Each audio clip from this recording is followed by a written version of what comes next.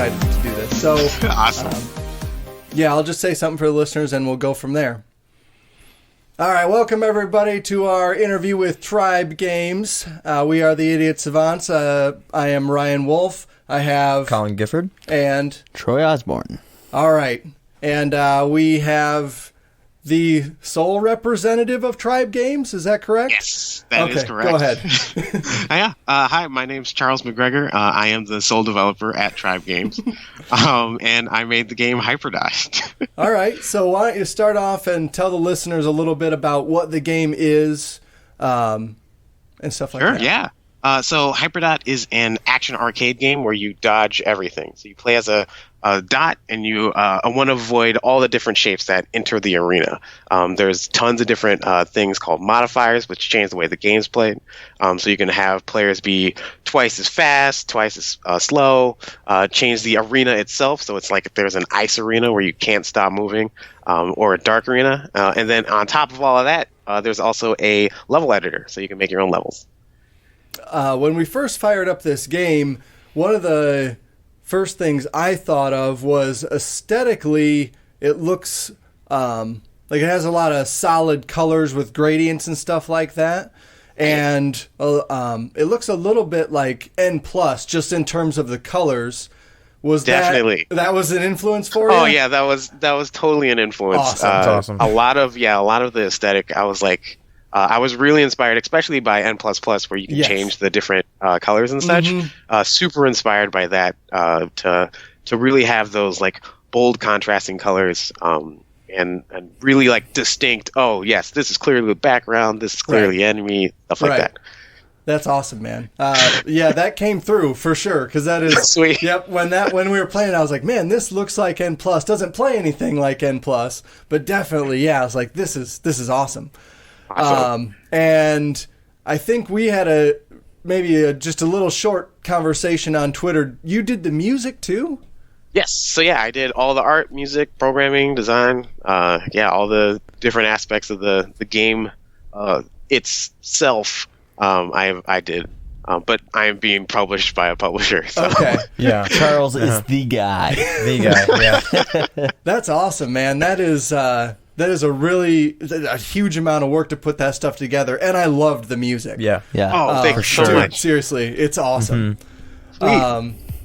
That was one of the first things when the music started playing. I was like, "This is really fucking good." Yeah, I was super jazzed. I was playing at home with the kids and the wife watching, and they were into it too. And Yeah. Sweet. Awesome. That's awesome to hear. Colin and I played it together here, and we recorded a video of us playing it, and we were planning on maybe peppering in some of the gameplay to the video of this interview, just so our viewers can see, what the game is and stuff as we're talking about it.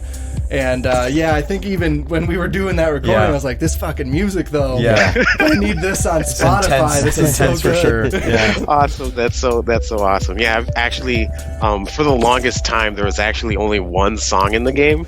It was for like 2.5 years or something like that. Yeah. Because I kept on trying to make a new song, but like that one song in the game was, it was just like, oh, this is what Hyperdot is. I have to meet this level. But I eventually figured out what kind of style I wanted, which was more like chill, not super like, oh my goodness, I'm on the edge of my seat. This is like Doom 2016.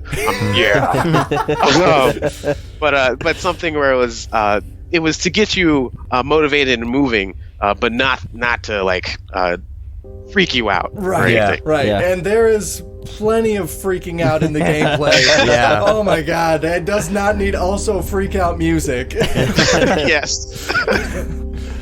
How did you get into game development, man? Have you worked on other games, or is this kind of your first go?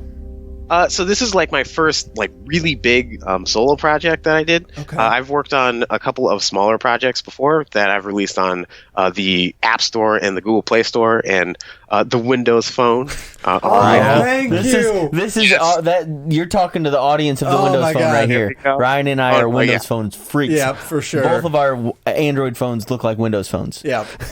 Nice. Yeah, that is totally. Yeah, I'm all about that Windows Phone. That's awesome, man. I love it. So I have a couple of games that were previously on the App Store Sure, and yeah. stuff, are no longer up. Actually, my first fully released game is only available on the Windows 10 store right now. Awesome. Awesome. Called Glitch in the System. Okay. But I've been working on games since I was. I keep on trying to remember the actual age I was. I believe I was 11. Wow. I want to say I was 11. I think it was when I was 8. When I approached my dad. He's a computer scientist, so he knows how to. I approached him and said, "Hey, Dad, can you teach me how to make games?" But like, it wasn't until I was like 11 where I was actually making games. That's super cool, man. That's awesome. That's insane, man. 11 years old making games, like that's impressive. Like, We couldn't set up a fucking Skype call, and this dude's making games. Okay. Oh, that's cool. That's super cool. Well, I've been leading the charge here. You guys got some questions? I have a few. Well, what I know you really like N++ and stuff like that. What's your favorite game, like, of all games, to rule them? One game to rule them all, if you can do that. Game Troy asks them every all. dev this. Oh yeah. I don't know if I could narrow it down. Like, again, it's like, if you ask me this 5 minutes later, I'll probably change. Yep. okay. That's okay. One game to rule them all. If I was in like a desert island scenario and I only had one game I could choose, it would probably be Tetris. Would Okay. probably be Wow. that. That's I a have, good choice. Yes. yeah, I've bought Tetris on so many different platforms at this point. But if I were to be like, my favorite, The Last of Us was also a really good game. That's I a don't great know. game. I can't, like, anything really Naughty Dog makes. Yeah. I'm just inspired by. But Right. yeah, I don't know. That's a hard question. I agree. Yeah. They are masterpieces for sure whenever Naughty Dog puts out a game. Yeah. Yeah. Going back to Hyperdot a little bit, when we first fired up, when Colin and I were playing, one thing that I thought of, back when I was in high school, there was a game, and it was just a flash game. You went to a website online called, it was just a red square in the middle, and it was basically what your game is, just avoid the obstacles, but there was only one level. Oh, sure. Are you talking about the jumping game with the music? No, there was no jumping. Okay. That I'm might be thinking the of one the Colin Impossible, played. the Impossible game that was on Xbox. No, yes. no, this one was just a flash game on PC. You just Okay. went to the website. What were some of the gameplay influences for Hyperdot?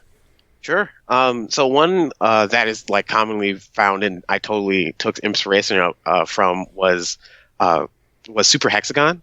Okay. Super Hexagon, that the frantic, like, just one more. Frantic. Just frantic. That's the first thing I thought of playing this game. I was like, frantic. Like, this seems like a big Definitely. influence. So I love Yeah. frantic. Sweet. But yeah, like, Super Hexagon was a huge influence, especially that cycle of being able to be like, I just lost. Okay, I'm getting back in. Being able to do that and have that one more go kind of feeling was like super influential in terms of the design and the overall game loop in the game. Is that why you made the levels so short in terms of the time frame? Just to kind of get people into that one more kind of mentality? Definitely, especially in that, like, the single player levels. I wanted to make sure that you're not there. Like, I don't want to overstay my welcome Right. in any of these different, like, patterns and things. So I want to have it so that things last from as little as 10 seconds, but like the longest level is a minute. Okay. So I don't want to have that far. Shit, a minute. It's intense. Like, you're just waiting for that. Like, come on, clock, get down already. Like, yeah, definitely an intense feeling. Yeah, actually, it's funny. A lot of people actually say that the like time takes forever. It does. Like 10 seconds seems like so long. Yeah. It seems like, that was like 30 seconds. What are you talking about with 10 seconds? Yeah, it like slows down time around you, like because when you're so focused on those shapes coming at you, and like, I'm gonna tell you right now, I am fucking terrible at this game. I am so bad. Colin, when Colin and I, we were just playing back and forth for a good portion of the video that we recorded, and like, I'm like, dude, I can't. I just failed this 25 times, and I'm trying to like play better for the people that I know are going to eventually watch this video. I'm like, oh shit. Like, this is not something that I maybe want to record myself doing. This is a controller that Ryan would break his control, or a game Ryan would break his controller to. For sure. Oh, that's too good. One thing that I found really funny was I was going through the levels. I felt like I was doing pretty okay, and then I hit like the point of this is getting hard, and then I died. I don't remember what the amount of times is, but then you get that achievement for dying that many times before completing a level. It's 10. I was like, this is awesome. It's 10 in a row. Second level, Ryan? I definitely have 2 different achievements tied to that. Man. Yeah, that achievement is 10, and I totally got it. That was not Colin that pulled that achievement. That was me. So there's a lot of, like you said, modifiers in the game that change up the main gameplay loop. How hard were some of those things to input into the world? Because it seems like some of them home onto your little, your player character's model in the game, and some of them just kind of randomly go wherever they go. How hard was that stuff to do? So a lot of the enemies were actually fairly straightforward. They are all somewhat variants of the square. Okay. So the square just goes in a straight line. It doesn't care what's going on, and it just goes in a straight line. But like the pentagon, for example, the only true difference between the pentagon and the square is that the pentagon points at you when it first spawns, and then it just goes in a straight line. Okay. And all of these are all of the enemies are somewhat similar to that, where the triangles will just go in a straight line, but will go towards the player, but then afterwards will just act like a square and then go off the screen. So okay. The most complicated enemy is the cross, and that one splits. But then the things that it splits into are squares, which go in a straight line. Okay. So there are a lot of everything is like around that idea, but I wanted to play around with the patterns in which they're motivated to move, versus necessarily like coming up with crazy, here's a weird pattern thing going on and stuff like that. Yeah, whenever the things are moving on the screen, like, I never felt like I got gypped by the game, right? Like, I failed because I suck. Like, and I need to get better. And I liked that about it, that it wasn't like, well, that shouldn't have done that. I've never seen that model move in that way before. That's, that shape move in that way before. It seemed very predictable in a way that you could work your way through the levels. Awesome. Yeah, that's great to actually hear from you. That was totally one thing that I wanted to do, was make sure that it didn't feel like, that was the game's fault, or I didn't mean to do that.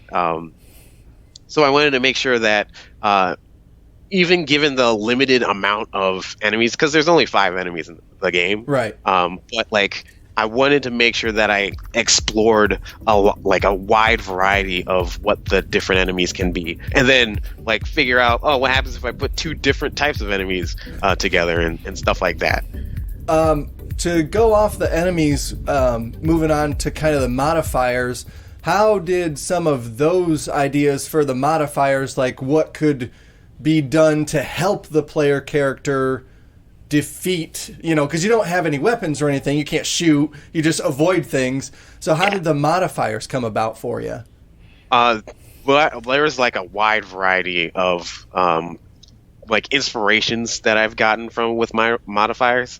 The first couple were the more like low-hanging fruit ones, where it was like, make the player twice as big, make the Nice and slow. Right. Like, yeah, that was like things that I already were able to do. But probably one of the more standout ones is dark mode. That's really cool. Cool.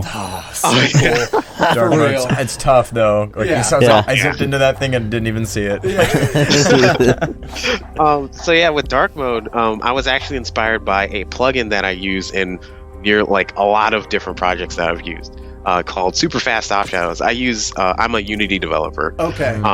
And it's basically it's like a 2D lighting system and stuff. And I asked myself, well, how can I use that in Hyperdot in like a game where it's like a top down, you're just avoiding things. So like being able to have it so that the light is yourself and like you're just trying to avoid these incoming enemies coming from the shadows. That was like super, like that visual was something that I really liked. And then one of the more obvious inspirations is Superdot, where time moves only when you move. Okay. Okay. Yeah. Yeah. Yeah, there's just like a ton of different like inspirations that I gotten from. Sometimes from like I springboarded off of suggestions from friends or people who tested out the game. Okay. Just like trying to figure out, well, what are some things that would I can do to emphasize the literally the only thing that you can do, which is move. Like how can I like emphasize, play around with that, mess around with that to make it interesting and such. Right. Yeah, that dark mode thing, when you first load into that level and you start moving and you realize you're the thing that's moving the light, is like the contrast in that looks so cool. And then as you move your character and the shapes move around you, like the shadows play off each other in really cool ways around the edges where it starts to get dark. And like aesthetically, I was like, this is badass. This is awesome. I was so happy. Like that was just a really cool moment to find in the game. How far do you think you made it, Troy? I made it to, I know I'm past level 30. Okay. Which was an achievement for me. I was like, I'm going this far at least. There you go. And, at first it was like, well, I don't even know how many levels there are. Right. And I was playing through it, and I'm like, man, this is getting pretty hard, really fast. I probably should go to bed. I got work tomorrow. The wife already went to bed. Right. All right, 3 more levels. Yeah. All right, 2 more levels after those 3. All right, one more. Okay, I'm going to bed now. Turn off the Xbox. And it was a awesome night. Not only because it's our first, not our first, but a game that I got to play early as so we can talk to you about it. And it was super cool to get that experience early. And then to know that not that many people have played it yet. And I mean, it's a great game. Yeah. Oh, and I said there's a game coming out and it's awesome and you're gonna want to play it because it's super cool. Awesome! Thanks so much. I really appreciate y'all taking the time to play it and such. Yeah, we appreciate you letting us do that. Yeah, let's do that. For sure. Cool. And I appreciate appreciate you making a great game. For sure. I can't wait for it to come out. So when I first saw or heard of Hyperdot, I guess it was during E3, and I watched almost all of Microsoft's Mixer E3 coverage. Yes. And so you were at E3, correct? And they chatted with you. How was going to E3 and presenting your game? Was it in a playable state there? Yes, it was in a playable state. Presenting at E3 was mind-blowing childhood dreams. Right. Yeah, right. for sure. I've been watching E3 for years. And just being oh yes, that is the distant land where games are announced, and people go there to announce things, and that's somewhere they come from the mountaintops. Right. Yes, that's how we think of E3. It's our video game Super Bowl. Yes, absolutely. But being able to not only being able to go to E3, but showing my game at E3, and then showing my game at E3 with Microsoft at their on the Microsoft Theater. in their stage was just like, what does nothing made sense. I was able to, like, I was at my booth, and then to the left of us was Ghost Recon. I was like, what? Wow. That doesn't make sense. And then in front of us was Madden. And like, none of this makes sense. Right. So yeah, Is this real life? Yeah. Is this real life? But yeah, I'm just super fortunate that we had the opportunity to work with Microsoft, and we had a fairly substantial booth actually, where we were also showing off we were showing multiplayer and showing off the adaptive controllers. Nice. Oh, that's cool. That's awesome. Yeah, so yeah, we were able to. We brought the adaptive controllers and a couple accessories. One was like a nunchuck, a Wii nunchuck kind of accessory where you can use a joystick and then put it in any orientation that you want, just in case you can't hold to like a traditional controller. And then the other one was a foot controller. It was the 3D rudder foot controller. Okay. So you can use your feet and then lean left, right, forward, back to move the dot around. Whoa. That'd be crazy. Yeah, and it's definitely an interesting experience. There's some people who like prefer that experience over even the traditional controller. That's crazy. Like, I feel like that'd give me like a leg cramp, like trying to focus my feet like that. Yeah. Definitely. Yeah, but it was super awesome to be able to show off all that stuff and then go on the Mixer stream. We actually had the first time that it happened was a complete surprise. We were not expecting it. They just came over and was like, all right, we're going to be doing an interview. I was like, huh? And then we did an interview. But the other one was more planned. We had forethought, and we actually brought an accessibility expert because we were working with making sure that like Hyperdot is accessible to a wide variety of players and such. That's awesome. That's super cool. That is definitely. We've been doing this podcast for about 2 years, and we've chatted with a handful of devs, but have never done anything that cool. We've been to a couple Comic-Cons, but not to nice. E3. Go to Comic-Con and hand out some stickers and some flyers. That's it. Crazy Train of Thought. Here you go. Just listen to Crazy Train of Thought. Shameless self-promotion, unfortunately. Gotta start somewhere. Yeah. So were people that went to E3 able to come up and try and play Hyperdot? And did you get any good feedback from them there? Yeah, definitely. At the E3 demo, we had multiplayer up, so you could play all the different multiplayer games. We just took out the ability to switch out modifiers because we don't want you to stay there the entire time. Right. But yeah, we got a lot of great feedback, especially this was actually the first time that we met with the person that we worked with on the accessibility angle, Cherry Ray Thompson. They were able to help us out with just like having like ideas on how to utilize like some of these the different accessories we had with the adaptive controller. Cherry actually on stream had the idea like, oh, you could use the foot controller with your arms. So Jerry was playing it with their arms, leaning left and right and such. It was like mind blown. I was like, wow, we didn't even think of doing that. It was called the foot. We didn't think of arms. So yeah, that was like a blast to do. And then a lot of people came in, and it was fun to see people play and have a good time. That's super cool. Definitely. We might be able to go to E3 this year through a friend of a friend, so fingers crossed. Oh, yeah, fingers nice. crossed. That is if the coronavirus doesn't make its way over to that theater by then.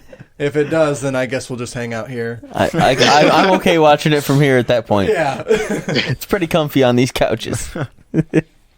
So the game, the Hyperdot, releases on the 31st. Am I right on that? Yes. Okay. So in just a couple days. And do we have like a pricing range we're thinking? I'm sure you have a price picked out. Yeah, so it's coming out $20. Okay. And then, and it'll be out on PC, Mac, Linux, on Steam and itch, and then on Xbox and Windows 10 as Play Anywhere. So if you get on one, you get on the other. Awesome. Yes. Yes. I love Windows. I was definitely going to ask about a PC version because I saw it on the Xbox store. Obviously, that was the code that we had. And I definitely want to try this with a mouse. Because I'm so garbage with a controller. I'll see. Yeah, he was zipping into so many things that were like still. And I'm like, how did you even manage to do that? My problem is I live my life at 11, Colin. So I don't just subtly move the controller. I'm all or nothing. Yeah, full force. You need to play this on the Switch. Yeah. That Switch controller would do it for you. Yeah, that would... For sure. 0 or 11. That's it. That's all you got.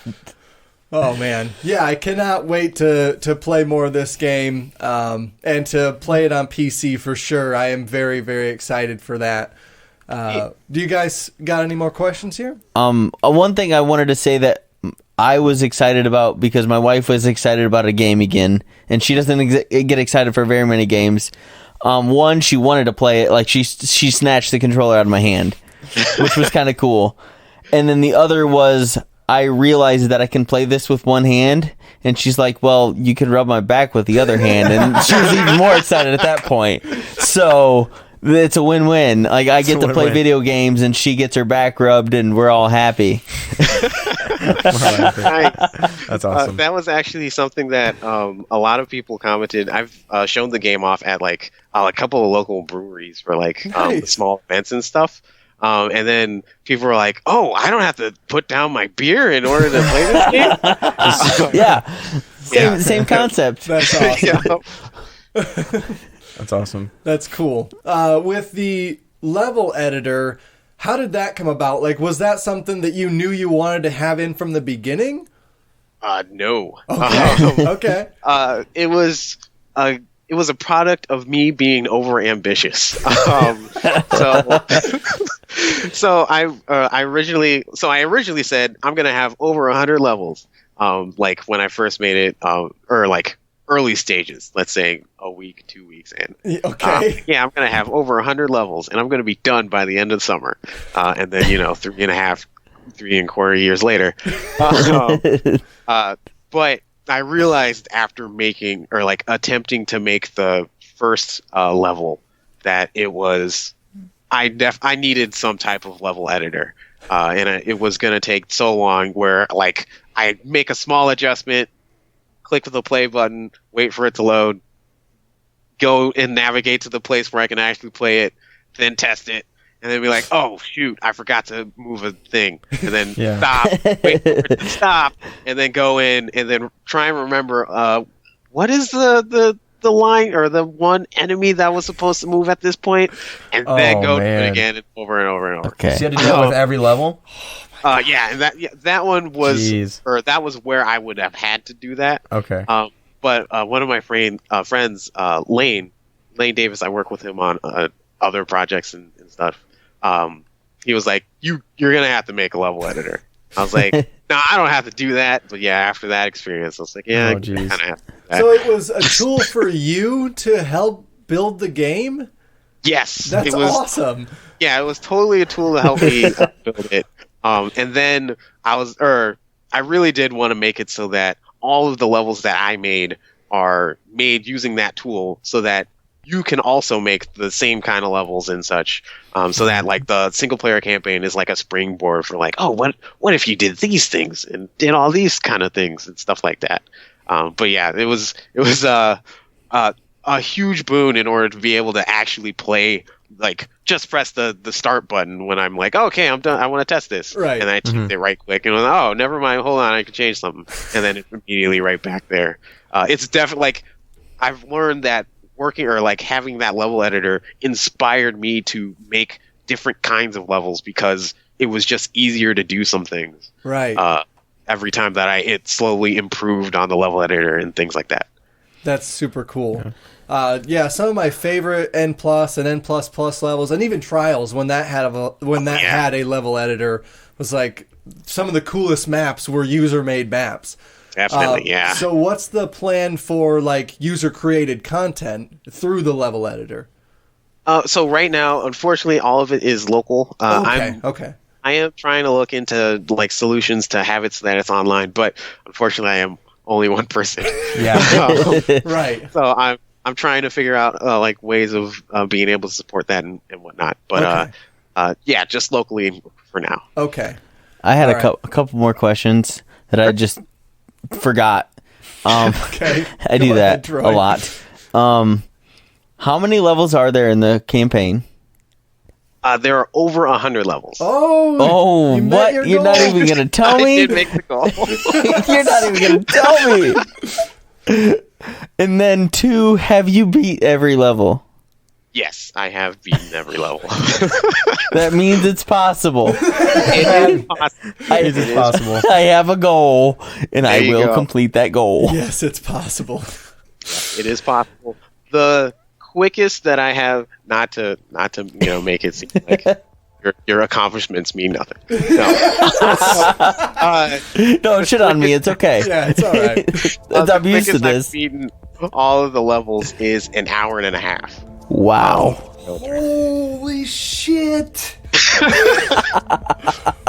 Wow. Are you playing with the PC at that point? I'm using a controller. Okay. I am very much a controller. I grew up on like a console based stuff, but awesome. Super agnostic in terms of being able to play on PC. And awesome. The game actually on PC, not on the Windows 10 version, because there are some hardware limitations. Okay.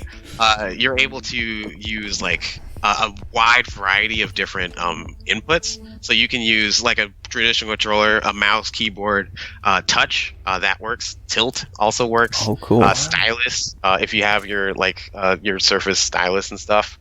And then the other big one is eye tracking. So you can use. I was going to ask about that. Yeah, you can use. I was just Tobii looking at eye tracking. That's awesome.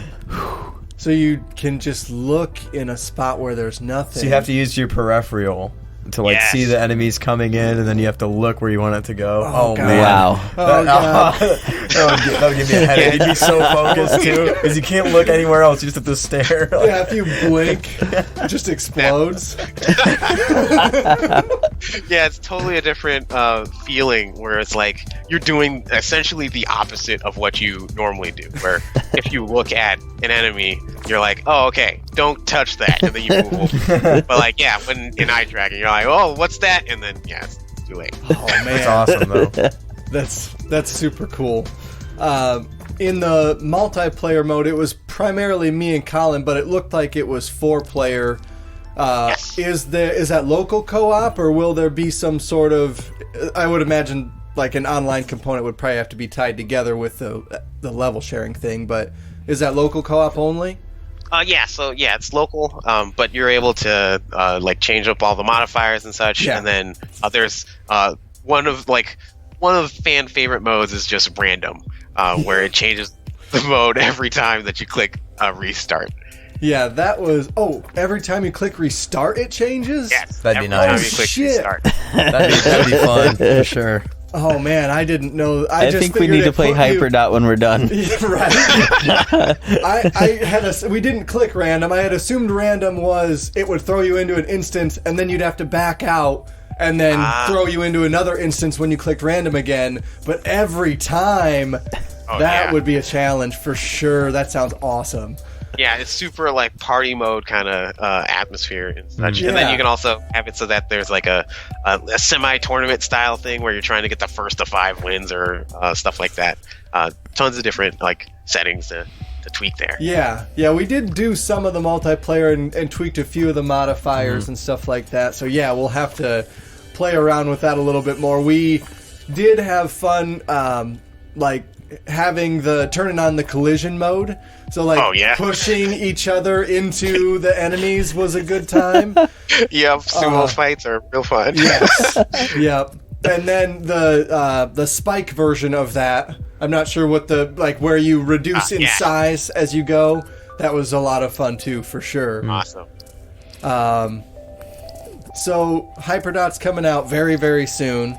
And do you have anything else on the horizon, or do you have like any post-release stuff planned for the game?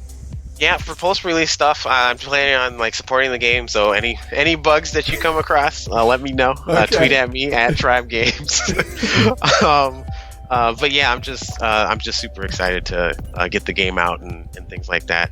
Have a lot of like ideas for possible future updates and things like that. There's tons of modifiers that were cut. And really? Tons of things that were cut just to make sure that it's a concise game and things like that. But I'd love to explore that in the future and whatnot.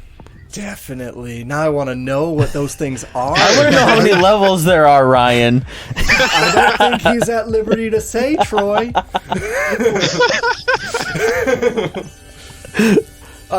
Over 100. Can you give us maybe a little tease as to some of the stuff you cut? This Sure. is juicy. Oh yeah.